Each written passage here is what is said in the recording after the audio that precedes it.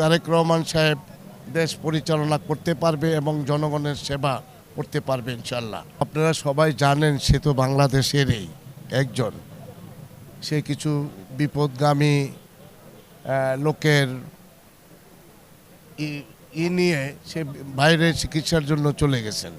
সে তো এই দেশেরই লোক, মাটি ও মানুষের নেতা। সে এই জন্য সে মাটিকে এসে স্পর্শ করেছে। এই মাটি আমার দেশের মাটি, আমার এই বাংলাদেশ। আমি এতদিন দেশের বাইরে ছিলাম, দেশের মাটি ছুঁয়ে দেখতে পারি নাই। সেই জন্যে প্রথম সে মাটিটা তার শরীরে এবং হাতে স্পর্শ করেছে। আমরা তো দেখেন আগামী বাংলাদেশ, আপনারা তো দেখেছেন এই আমাদের জিয়াউর রহমান সাহেব থাকতে তারও দেশ পরিচালনা করছে দেখেছেন, এবং আমাদের দেশও নেত্রী, আমাদের দেশ নেত্রী গণতান্ত্রিক দেশপ্রেমিক দেশ মাথা বেগম খালেদা জিয়া দেশ চালাইছে, সেটাও জনগণ দেখেছে।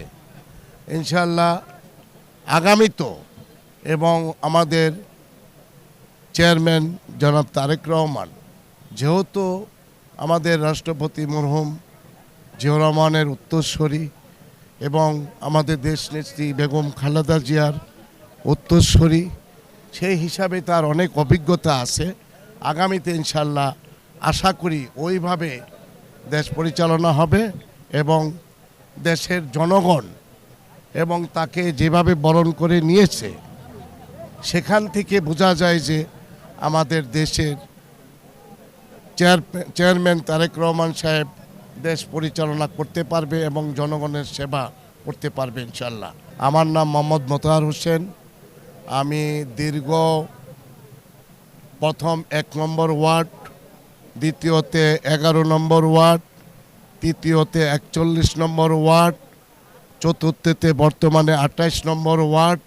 এই ওয়ার্ডে আমি 30 বছরের উপরে বিএনপির সেক্রেটারি হিসাবে দায়িত্ব পালন করেছি এবং ভারপ্রাপ্ত সভাপতি পালন করেছি এবং আহ্বায়কের দায়িত্ব পালন করেছি। বর্তমানে আমি শেরেবাংলা নগর থানার যুগ্ম আহ্বায়ক হিসাবে দায়িত্ব পালন করতেছি।